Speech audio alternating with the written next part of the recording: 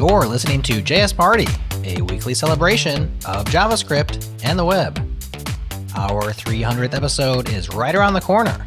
Help us make it extra special and earn a free t-shirt along the way. Learn how at jsparty.fm/300. Once again, that's jsparty.fm/300. Special thanks to our partners, Fastly.com, Fly.io, and Typesense.org. Okay, hey, it's party time, y'all.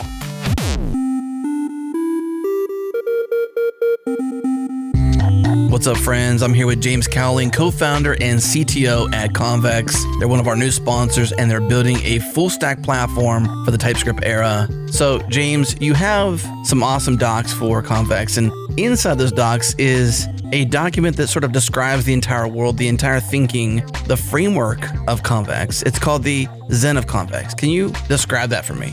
From my time building large-scale applications, I believe very strongly that there are a certain set of abstractions, primitives, and ways of solving problems that make life easy forever, and they compound in positive ways, and ways to solve problems that make life worse every day. And the things, everyone can recognize these things. What makes life easy is clean abstractions, information hiding, composability. What makes life hard is conditionals, checks everywhere, corner cases. Now, the Zen of Convex is about how to build applications in a way that scales for you. And in Convex specifically, one key component of that is influenced actually quite a lot by languages like Haskell.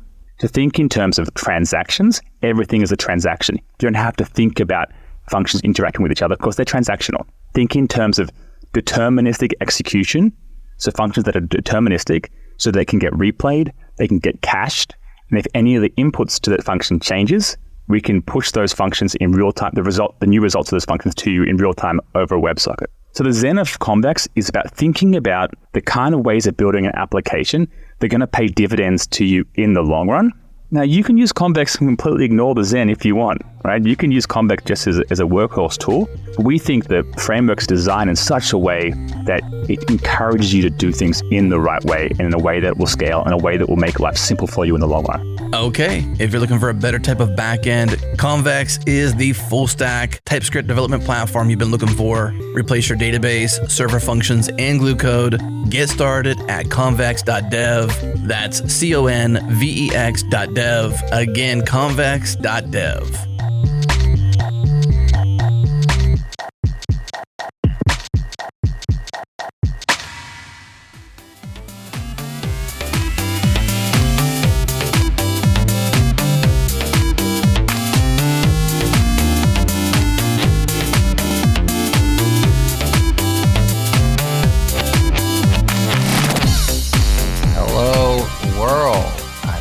Friend Jerod, and I am here for a React Jam. And Nick Nisi is here with me. What's up, Nick? Hoi hoi. Excited to jam with you. Do you like jam? I do, depending on the flavor. Do you like React? Yes. I almost said I love React. Oh, man. We would have clipped that. That seemed a little strong. Yeah. And we would have turned that into your second beloved. His beloved TypeScript. Well, I'm glad that you love React and that you like jam depending on the flavor, because that's what we're doing today. We're talking about React Jam. We're joined by two guests, the winners of the previous React Jam, Gustavo Vituri and Jason McLeod. Guys, thanks for joining us. Thanks for having us. Oh, yeah. So, React Jam. This is an interesting concept. This is an online event where React developers come together to create games in 10 days. So there's a new version going on right now as we record, as well as live when this episode ships out. The fall 2023 edition is online worldwide. And last summer, this summer, I suppose, was the first one that you guys happened to be the winners of. So congrats, I guess, and tell us the story. Yeah, thanks. Yeah, so I found out about the React Jam, some sort of like targeted ad popped up in my Google feed or something, right? Oh, wow. And those things work. Right? Yep. I'm not as bad about, buying things as I am clicking through and seeing things, but right, they do work. But yeah, Gustavo and I have been, I guess internet friends for a while. Like I said, he's all the way over in Brazil. So he and I had already been kicking around different games and stuff. And so when this thing dropped, I was like, hey, do you want to do a game jam. And actually, I think right away it was kind of like, oh, we're busy. Maybe we can, maybe we can't. But then, what was it, Gustavo? Like a few days before, you were like, are you still doing that game jam?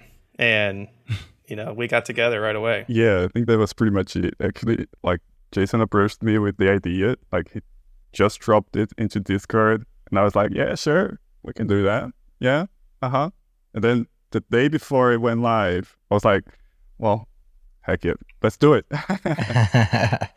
Good thing you did. You ended up being the winners. If you had not done that, then, where would you be today? I guess we'll never know, because you did do it and you did happen to win. Now, the previous jam was all about partying together. I guess they had a better JS party theme, actually, the previous round. Multiplayer challenge. This theme this year is cool. It's a classic game. Take a classic game and reimagine the gameplay or art style by giving it a unique twist. So each React Jam comes with a theme. Your guys' was multiplayer. What did you build and how did you win? Yeah. So we kind of had this like ideas board that we expected to draw from right away. Like, we're doing the jam, it's coming up, we don't know the theme, but surely it'll fit one of these things. But then when they dropped the theme and they dropped like the games that it's like similar to, or like suggestions of like, all right, here's the theme, and you may use this theme to make a game like, and they listed a bunch of games, right? And so on that list was the game Keep Talking Nobody Explodes, which for folks who aren't familiar with that, it's like, it started out as like a VR game where one person's in the headset and everybody else has like printed instructions. And so you're supposed to work as a team to help like defuse a bomb. So it's like asymmetrical, is pretty neat. But what he and I both really liked about that game was just how insane and chaotic it can get. Whenever someone's like, all right, it says here to do this. Oh, wait, no, it says to do that, And so we took that sort of energy and said, all right, what could we make that would work on the Rune platform that would introduce that kind of chaos, right? So we built a game called Chop Chop. And if you've ever seen the game Overcooked, there are certainly some parallels. Chop Chop it's for 1 to 4 players. It's a collaborative like cooking game. So you get these orders that need to be filled. The ingredients are passed around to all the connected players, but you don't know who has what until you communicate it. And then everybody is put at a station, but you can move around. You can't take a station that's already been occupied, but you can easily just swap to another station. And it's just like tab driven. You don't actually have to move around. But yeah, then you basically work together. You can pass items to each other, and players will take the raw ingredients. They'll put them on whatever station makes sense. So like a tomato that needs to be chopped, you'd have to be at the chopping station. Then you chop up the tomato by hitting the action button a few times. And then now you've ended up with chopped tomatoes. So then you can pass the chopped tomatoes to somebody, or you can move to a different station and use the chopped tomatoes in the rest of the recipe, right? So yeah, basically just a collaborative, chaotic cooking game. And then it ramps up slightly in difficulty over time. And if you fall behind on orders, you can get into situations where your inventory is full and you can't take items, and you end up having to go and like spend your currency that you've been getting from completing orders and buy ingredients that would have been given to you if you had the space, but you're too far behind, right? So there's like a few different mechanics that work together to make it chaotic, and that was certainly the goal.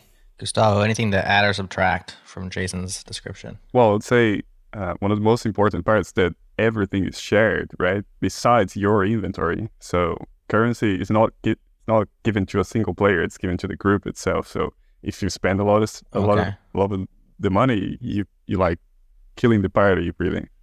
Lots of multiplayer incentives in there. Okay, interesting. Very cool.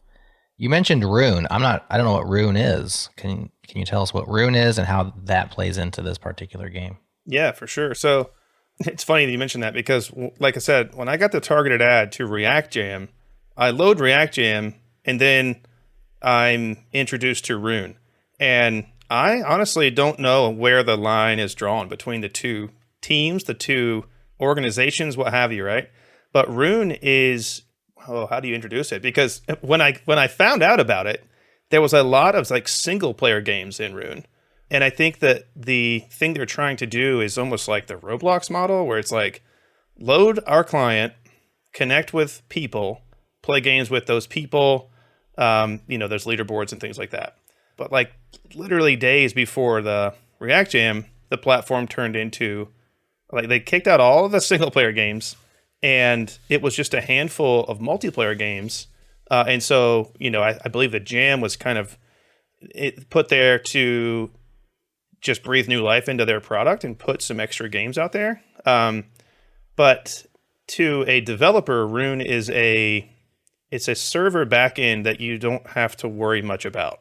So, you have this logic TS file that you can put the game logic in, and then you initialize a client, and then you start dividing the actions up to say, this is a server driven thing or this is a client driven thing.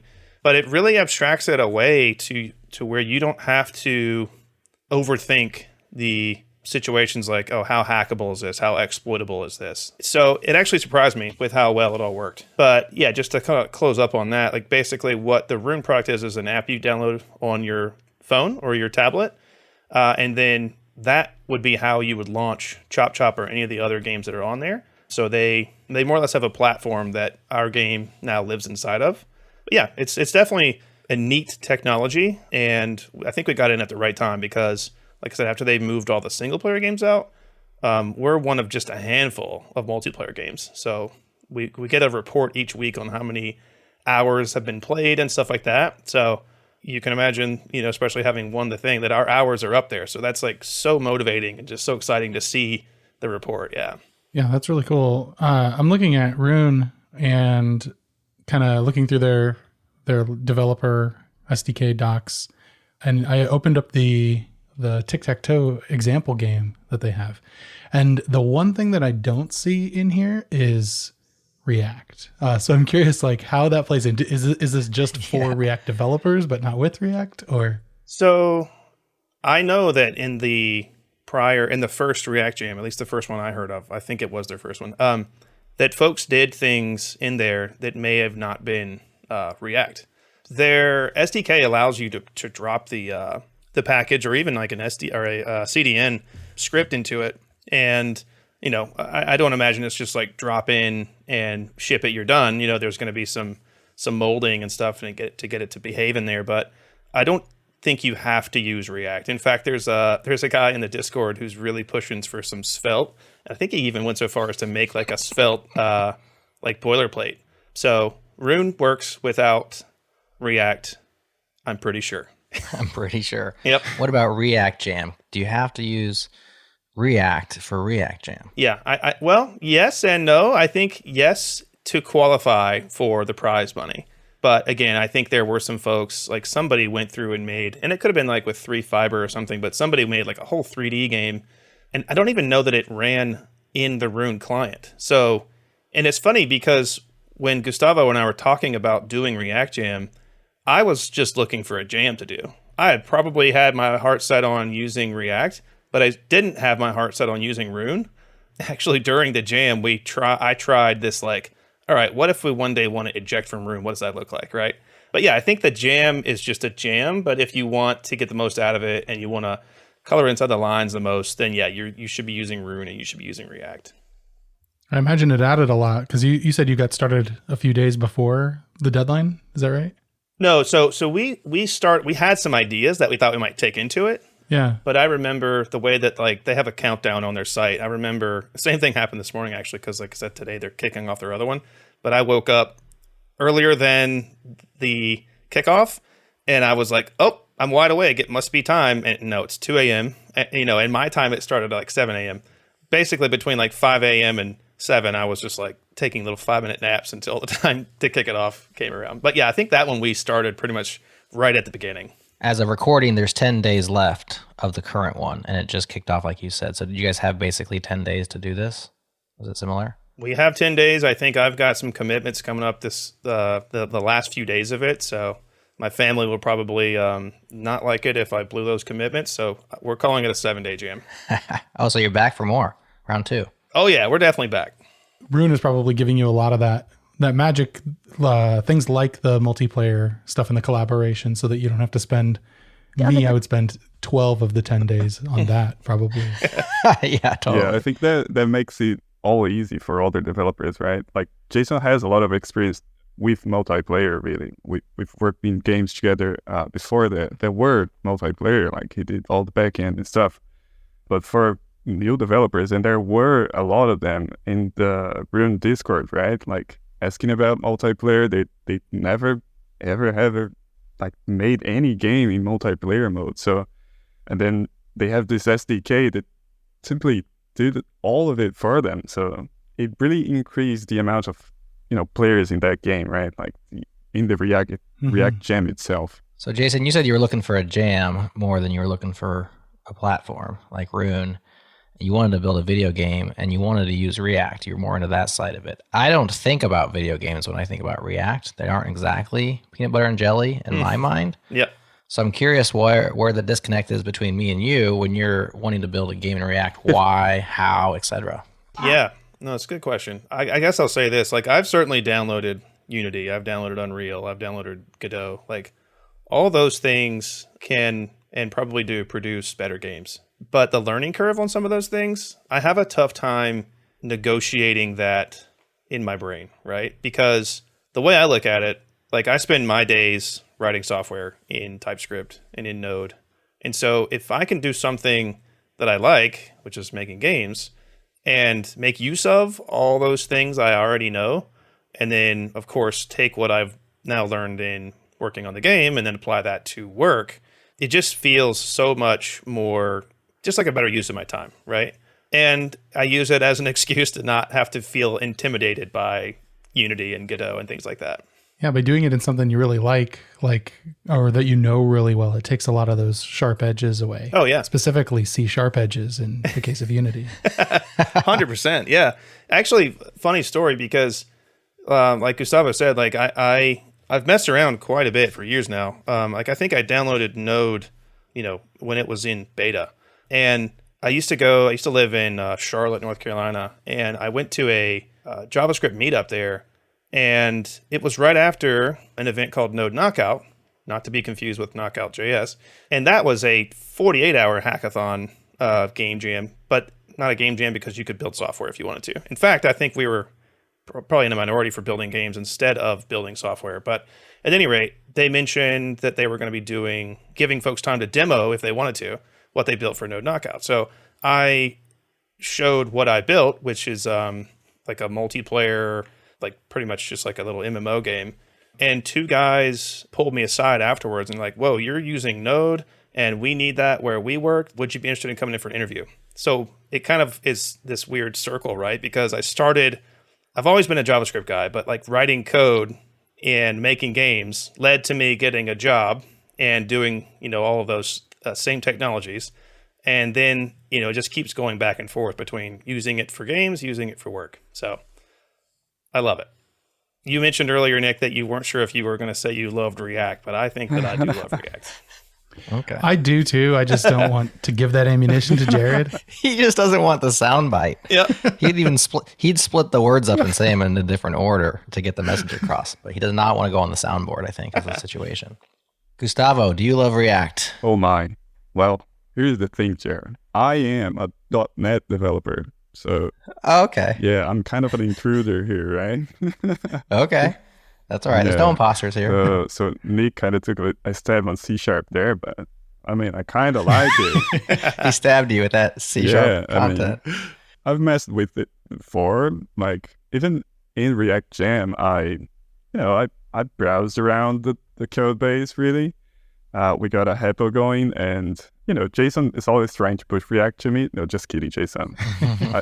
I've actually tried to learn it before, but then life gets in the way somehow. But then in this React Jam, I did get in touch with it a little bit better because Jason uses TypeScript, and that's aligning much better with C#.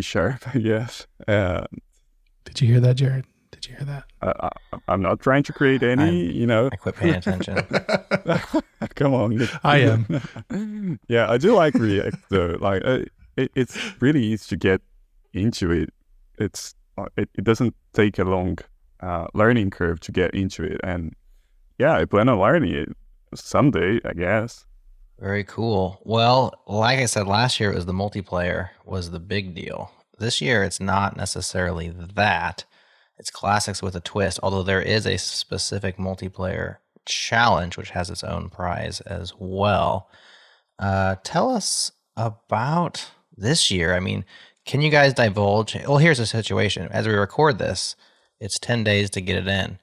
As we ship this, it's going to be 3 days to get it in. You guys are already going to be done. So if you're listening to this in the produced version and you want to jam, you got to get moving and get a game out there quickly because you got a couple of days to get going. And the prior winners have quite a head start on you.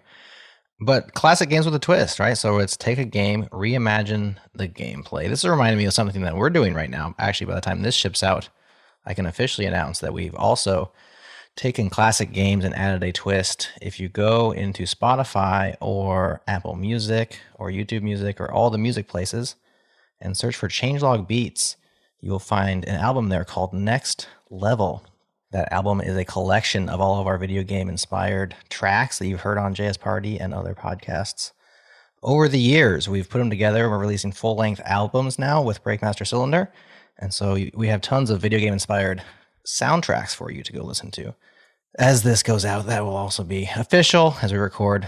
They're out there, but we haven't announced it yet, so keep it between us. You must have mentioned somewhere because I know I heard some Sonic the Hedgehog sound and stuff. Yes, I did tease it on the front of JS Party. Yep. And we're making the official announcement on Monday, but they're out there today, and you guys can go listen to them. We just haven't actually done a launch announcement. Pretty cool. We have a lot of Sonic inspired stuff, Nintendo, Genesis, all of it. You can kind of tell because the track titles will often sideways reference the game that they were pulled from. So a lot of Zelda, Castlevania, Mega Man, Mario, like all of our classics are inspiring brand new music from us and Breakmaster Cylinder. So classics with a twist definitely speaks to me. If it speaks to you and you like that kind of music, go out there and listen to that.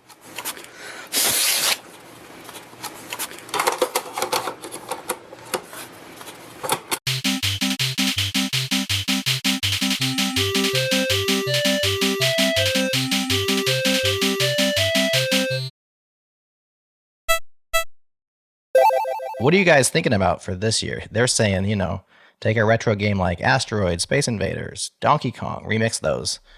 You guys can probably tell us what you're up to because, by the time this goes out, who cares, right? Yeah. And honestly, who cares anyway, right? Like Gustavo and I, we don't really join these things to really, run off and just, kind of keep it to ourselves and we don't do them to win, I mean, we do, but we don't because I do them to learn. I do it because they're a lot of fun, and I do it because I get to meet people. I mean, like last jam, there's a small community, but it was a really neat community because they were all helping each other. I remember getting on a Discord call with one of the other teams and being like, "All right, I think I can help you solve that problem." So it was all for just the community and just the vibes, right? But yeah, this year, it's the same year. It's only a few months ago. This time around, right? We had this idea that we've been kicking around and really going crazy in Figma and being like, all right, and then this mechanic and then that mechanic. And then if this situation arises, here's how we'll solve it. So we have this enormous mind map.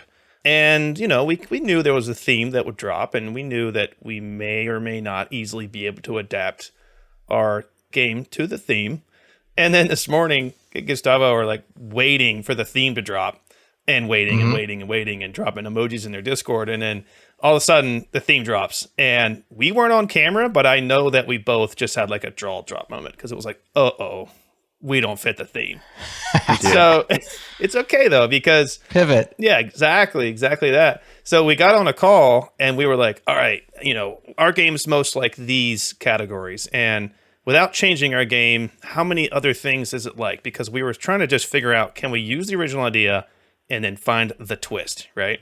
But then, maybe, what was it, 15 minutes into it, we went back to our ideas board because Gustavo and I have a very unofficial game company. It's just the two of us, Pixel Party Games, had to drop that.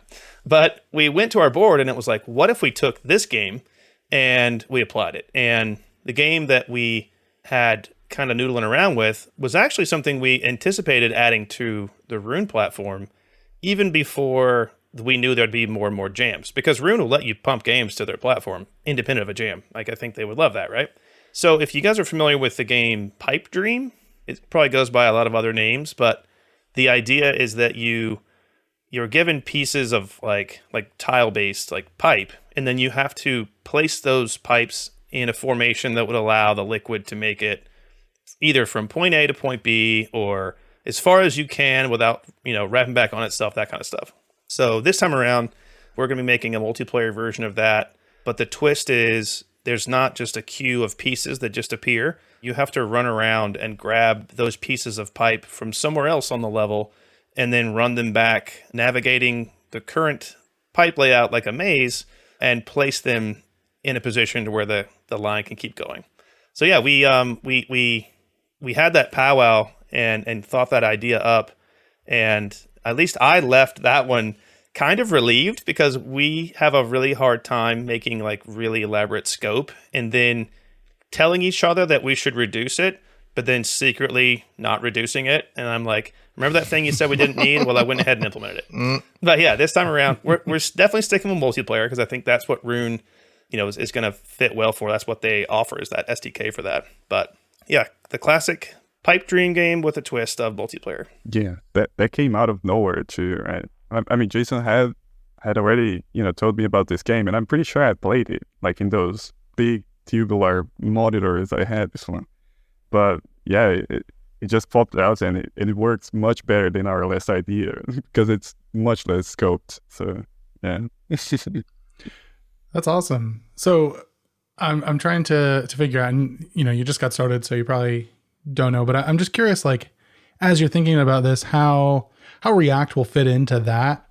Like what pieces would you anticipate being built in React? Would you have like a pipe component that is used to kind of throw around with different shapes and things like that? Or what's that look like? Yeah, no, that's a good question. And I'll be honest, I think our other idea probably had a lot more compatibility with React. I'm using a library called Phaser, which is just like a 2D rendering engine plus, right? I've heard of that. But the UI, basically, all the UI, I'm going to drive with React. So any of the loading screens, any of the stats, how far through the level you are, whatever your score is, all those bits will be rendered in like a div that's just hovering over the top of Phaser. And then for the, like I said, Rune's designed for mobile. So for the touch controls, I'm using some React libraries for like a joystick and things like that. So it's definitely using React. I would say it's probably like a 60-40 split. Maybe there's probably more Phaser code going in than there will be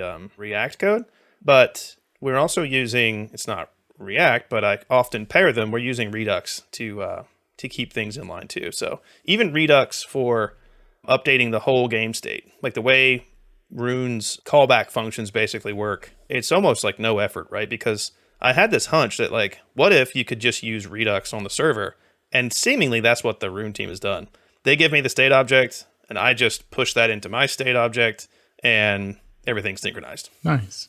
I'll admit I haven't used Redux in a long time. And so I don't really know the difference between like what Redux offers versus like just the plain old use reducer that React now ships with. But I'm curious, like what pieces of it does Redux make easier for game management? So quickly, I'll say this. When I first heard of Redux, this was years ago, I was learning about it at the same time as RxJS, which I am not a big fan of. And I dismissed Redux altogether. I was like, I don't want to know what either of those two things that start with an RR. But it works really well with the way Rune's laid out, because what you get from Redux, instead of just like React state, is you don't have to worry so much about who is going to consume it. Like typically like in a use state situation, that's that component. And if you want to pass that state around, you've got to drill it through props. You may have to put a context in there. There's ways around it, right? But then Redux just lets you say like, all right, you have a global store and you can trust that as long as you follow the handful of rules about dispatching your actions and things like that, you get the whole state everywhere. And when you pair that up with the way Rune works, if Rune says, here is your state snapshot, here's your users, here's your, resource nodes, you control what the state is, but it ships it to you on every game update. So instead of me having to figure out which nodes need to be updated and how many use states I did, I just get to throw the whole thing in Redux, and Redux is going to propagate those changes out to any of the elements that may care about them. So it makes that whole thing like 2 lines of code to get the synchronization done. And that all runs, like, another problem I was just thinking of with that is, like, if you were just going to use something like a hook that's use reducer, like, that's all going to be within a React context, right? But Redux can be, it's its own global state thing as well. So you could use it outside of that. Okay. Yeah. Whether or not you're supposed to, that's how we've done it. It's worked. No, that makes sense. What are the most challenging parts of shipping a game in 10 days? Oh, man.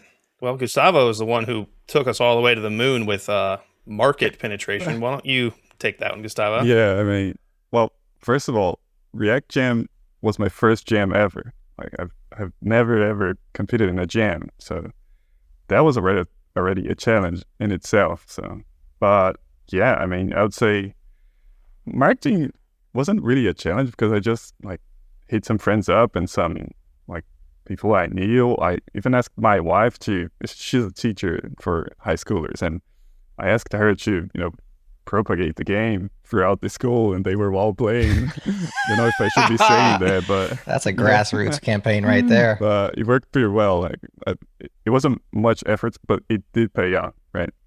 I don't know code-wise because I was basically the artist there, but making the art was quite a challenge, really, because, again, we do those jams because we want to learn, we want to experiment, we want to, try something new. And in that jam, besides being my first jam ever, I had the greatest idea ever of doing something that I've never done before, which was digital freehand drawing, right? I'm usually making pixel art, like super low resolution pixel art, 8x8 stuff. And then I went out with my drawing board and, just did it. So it was incredible to see the progress made during the jam, really. Like, the first assets we made were kid stuff, like just those cartoony drawings with thick outlines and solid colors and that kind of stuff. And then by the end of it, we had some really amazing stuff that even I was amazed by myself. Yeah, I mean, I don't know. You're not giving yourself enough credit, Gustavo, because I remember saying, oh, we're going to do this in pixel art, right? And you were like, I don't know, I might go illustration. And then you showed me like 2 images, and I was like, okay, never looking back. We're going all in on the illustrations. Pixel art, we'll do it again later, but you're sticking with this illustration idea. Yeah, and we're doing pixel art in this one. So back to the roots. Yep.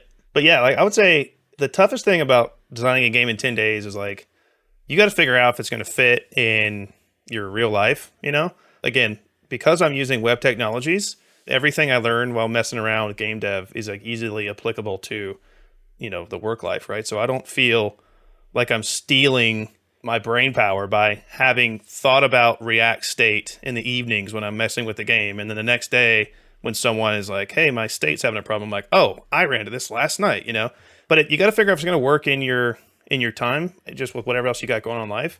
You've got to figure out how to balance your scope, your prototypes, and then your play testing, right? Because I've done a number of jams, and I've come up to the wire and been like, okay, now it's time to deploy it, and there's problems. And now it's time to test it, and there's problems. Now there's time to figure out if it's even any fun, and there's problems, right?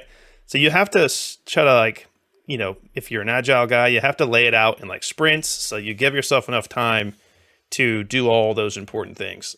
Unless you're just there to learn it and you don't care about shipping it. I mean, I know I've joined jams and not shipped things. But yeah, I would say the hardest thing about making a game in this period of time is just figuring out your scheduling and making sure you give each of those things enough time.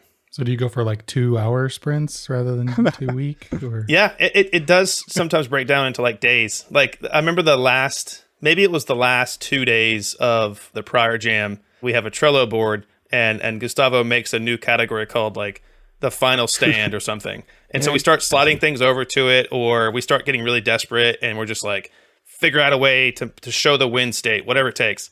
And then the next day it's like the final stand, so you certainly start looking at those structural, like, goalpost style thinking in the later days of the jam. Like, I'm a procrastinator, so like I have all the optimism in the world that I'm going to finish it, but yeah, you have to break it down into those chunks, and day sprints, hour long, like 2-hour sprints, like you said. That's definitely the idea.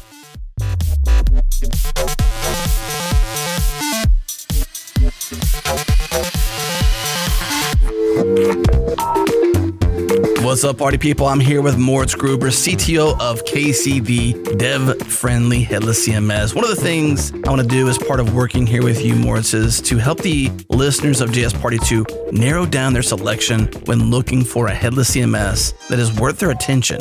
KC seems to check all the right boxes to make a dev's choice an easy one. So when you speak to devs out there looking at a headless CMS, what are the challenges they share with you? When we speak to developers about the challenges they faced adopting a headless CMS, they always mention that there have been a steep learning curve about the system, specific languages, and they also want to bring their own front end. They want not to be limited on a templating language. They love React, they want to build in React, whatever. And with GraphQL as a single surface layer, we make that very easy, be future-proof and flexible. But that's not all. It's like most important that you can bring your old data, and that's what we solved with our bulk import-export API. And then if you have a complex data structure, imagine you have an author that is related to books and the books have categories, you all of a sudden have 3 layers of nesting, and some just stop at 2. You can't go deeper than 2 layers of nesting in a query. And that is very frustrating. We've been there and we have people with those issues, and that's why our API solves all those edge cases, so you don't have to build bridges in the front end and compromise your architecture just because of the CMS. Okay, Casey makes it easy. Bring your own front end, React, Next, Astro, and many others. All you have to know is GraphQL to get flexible queries and rapid content retrieval. The best place to begin is their free forever tier. There's tons of free in that free forever tier. But for those who want a lifetime 50% discount, use the code JSParty. Go to kc.io. That's CAISY.io. Again, kc.io.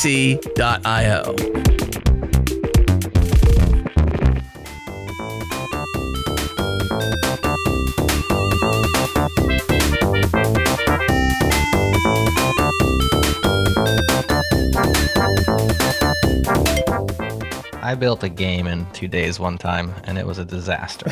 I did too. Now we have to know about it, though. Did you? Did we build it together? No. Okay. They're just 2 separate disasters? Well, call yours what you want. Oh, you said you did too.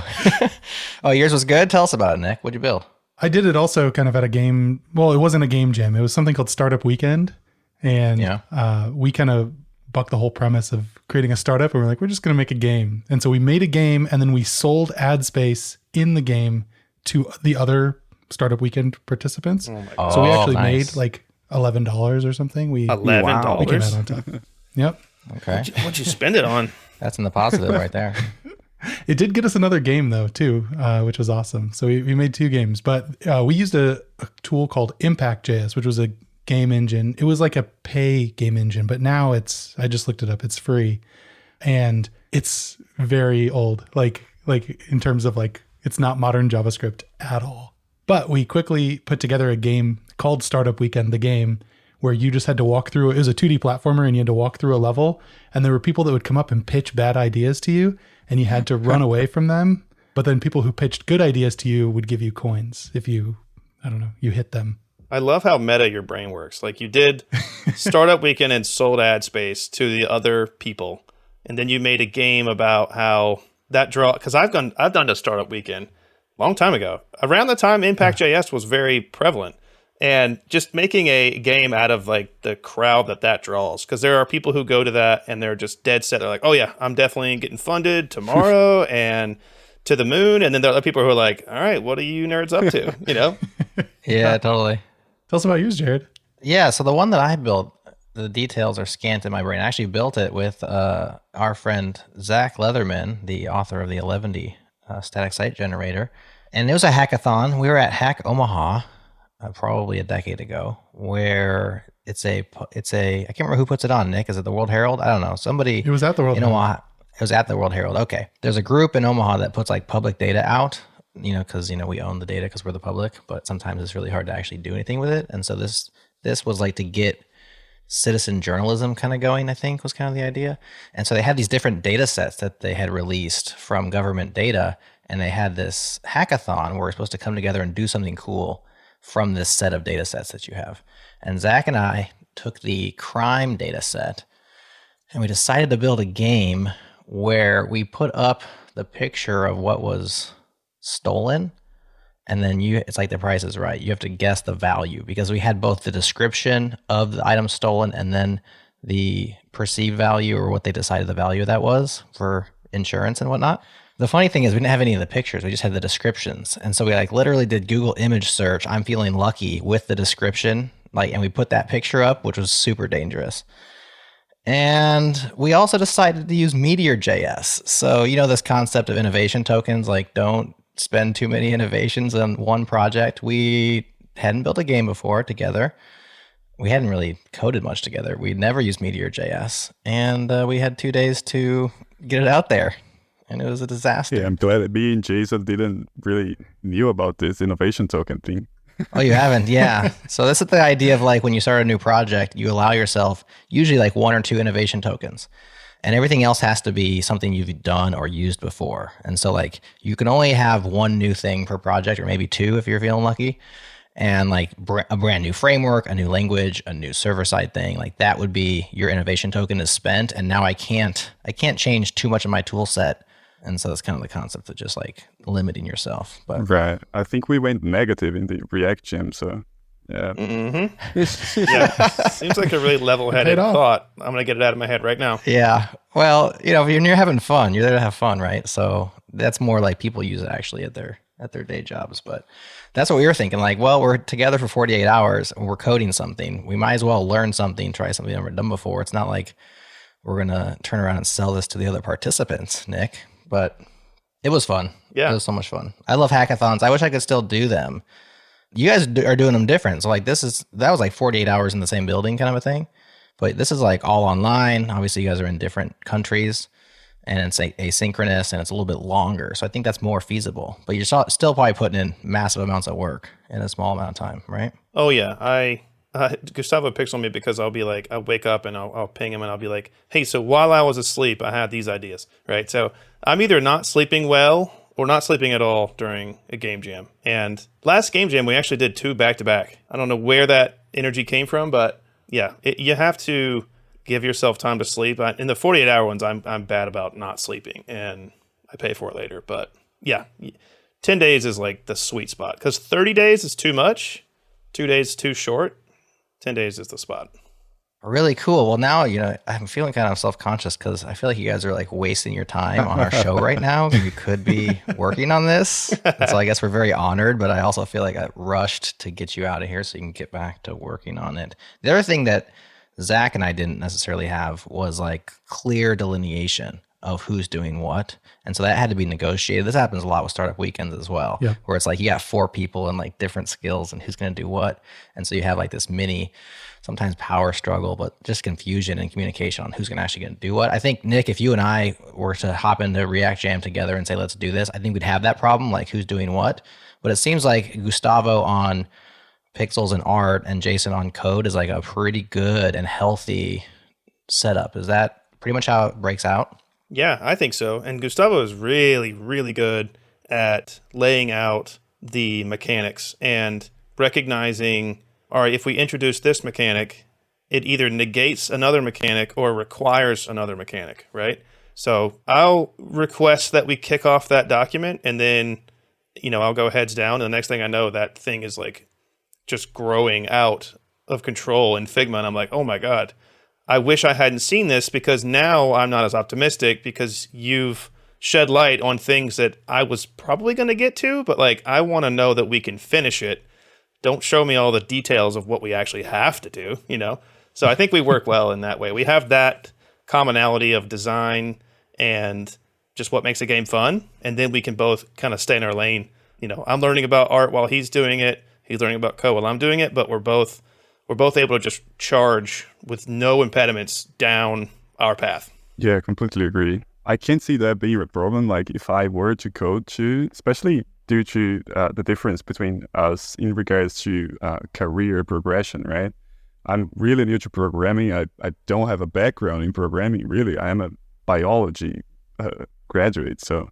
Oh, really? Yeah, right. And then I got into. They were a C# developer. Yeah, I guess. But yeah, that would be crazy, man. Like, I would just be starting at it, and Jason would be, cruising, right? But it just worked right from the get-go, really. On other game jams and projects, we did well too. It's like, each of us give our idea, we poke at each other's idea and see what, falls from the tree, right? And just keep going. Just keep going. That's really cool. Nick, if you and I did it, I think you would be on the code, right? You'd write all the TypeScript and all the React, and I would just be using Stable Diffusion to generate images and be like, and throwing them at you. Like, here, can you use this? I would be the prompt engineer because I don't have the artistic talent of Gustavo. I was going to say that we would get to the 37th straight hour, and we still hadn't decided between JavaScript and TypeScript, and we're just having a breakdown. And just turn our multiplayer game into a poll where you just pick one or the other. It's like hot or not. Is that? Oh man, Take me back. Yeah, no, it's funny you mentioned that because you can tell who, in like a development sense, who hasn't done a jam because they'll obsess over like, making the perfect architecture. And it's like, man, we've got 10 days. You need to get your spaghetti going and just get something that will run, right? Because like there are some friends of mine who are brilliant, but I think I know better than to bring them into a game jam because we'd be sitting there figuring out if we want, camel case or Pascal case, stuff like that. Right. Yeah. Just bike shedding the entire time. Yep. There's a really valuable lesson, I think, there, just like in the power of constraints. Like when you really constrain yourself like that, the creativity can just shine because you have something to bash it against, and then you see what comes out, and it can really unlock things. And games are really powerful too. When I was doing that startup weekend game, I remember the first night, it was like 3:30 in the morning. I'm at somebody's office because they had a key and we could go up and all work there. And I got like the sprite, like actually walking back and forth on the screen. And it was like the coolest thing ever. And like, I didn't care that it was 3:30 in the morning and I hadn't slept, in forever. I was having so much fun. Yeah. Getting those first stage POCs is just pure satisfaction, right? Jason is so good at just shooting him up, give him an hour, he will have chop version 001, and this was like fundamental to our progression during the jam, really. Like he would shoot up like 2-3 POCs during a single day, and we will just test it out and, get things right. Yeah.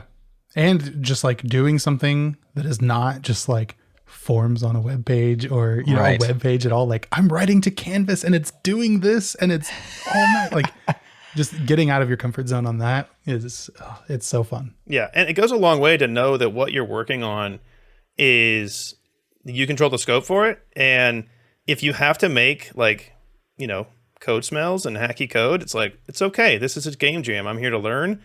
I'm not going to have to support my family on these lines of code later, So being able to make it like disposable really helps you get past that it has to be perfect situation. Yeah, sometimes we do get past some things we shouldn't, really. Like React Jam, we left ourselves some time to read the rules just at the end of it when the ARC contacted us and was like, so about the rules, did you guys even read it? We had a file that was 3 times the size permitted to the jam, and yeah. Oh wow. Yes, please do read the rules. That's usually a way of knowing how to play the game. But if you're just there for the fun anyways, right? Build a game and hope it complies to the rules. So the current jam, this is the fall 2023, is happening now. 10 days left as we record. Just got kicked off. If you're listening to this in the feed, that means there's probably 3 days, maybe a couple days left. Maybe too late to have a real run at it, but probably time to at least check it out, maybe start hacking on something and maybe learn a thing or 3. So when the next one comes around, which it looks like they're happening more often than annually, then you'll be prepared to really make a run at it. The theme this time is classics with a twist. Some real cash prizes. So first place gets $1,000, 500 to second, $100 to third, and that's based on playtime, which I think probably is sort of the best way to do it because now you're talking about people's actual interest versus just what they say they like. That being said, it does put more emphasis on Gustavo's high school hack move to get the high schoolers playing. But there's also the best game prize, which is based on the highest score across fun, theme, and presentation. That requires judges, of which I am one. So guys, if you want to start buttering me up now, feel free to leave compliments here. Just kidding, because we are in support of React Jam this year. We are sponsoring by providing, in addition to that, you get a Changelog++ 1 year free subscription, which is our membership program, which gets the ad-free feed as well as bonuses and all kinds of cool stuff. I think you also get a license to Wallaby.js and tickets to React Brussels. So lots of community folks throwing stuff in to sweeten the pot. Fellas, anything else we didn't talk about you want to make sure we get out there, or you want to just hop out of here and get back to jamming? What do you think? Oh, we're always jamming. No, I don't know. I think that, we talked about some of the other projects we worked on. Gustavo and I are working on little that browser MMO game. It's called Brave. It's at brave-game.com. It's all written in React and Node, so it definitely qualifies for a lot of the same technologies that we cover here. But yeah, no, I think we're really stoked to have the opportunity from the Rune team, React Jam team, and of course you guys. Chop was a lot of fun for us. We didn't expect all the networking that would come from it, but here we are on a podcast, so it's pretty cool. I would say anybody who's on the fence about joining a jam, definitely do it, even if all you plan to do is learn something, because we certainly have. And Nick, what do you think the name of the game that you and I developed together is going to be? I should have been thinking about this. No, I like to put you on the spot. It's way more fun. It's official. We are not developing a game this year. When we think of a name, we will maybe throw our hat into the ring. But besides, I'm a judge, so, conflicts of interest and all that. All right, let's call it a show. ReactJam.com. Links to all of Jason and Gustavo's games in the show notes. Probably the easiest way, so you can check out Chop as well as the MMO they're working on and the other stuff they're doing as part of their 2-man game company. Fellas, best of luck building out your pipe dream. I hope it becomes a reality. And Nick, I've stalled for long enough. Did you think of one? Going in so many places. Ruby, like a ruby, like between a rock and a hard place. That's our show, folks. For Nick Nisi, I'm Jared Santo. This is JS Party, and we will catch y'all on the next one.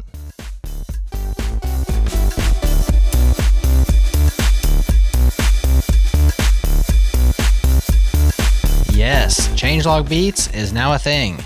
We have 2 full-length albums out right now. Theme songs. Can you guess what's on that one? The song you're hearing right now is, for instance. And Next Level, featuring the video game-inspired tracks I talked about earlier. Give Changelog Beats a listen in your music app of choice and let us know if you dig it. We have a couple more albums in the works, and we'll continue to put effort into this if y'all are into it. Thanks once again to our partners, Fastly.com, Fly.io, and Typesense.org. And of course, to Breakmaster Cylinder, who makes Changelog Beats even possible. Seriously, I have 0 musical talent, so thanks, BMC. You're the best. Next up on the pod, Amel and the gang are joined by Valerie Phoenix from techbychoice.org, a nonprofit helping people enter, stay, and thrive in tech. Stay tuned right here. We'll drop that episode into your podcast app next week.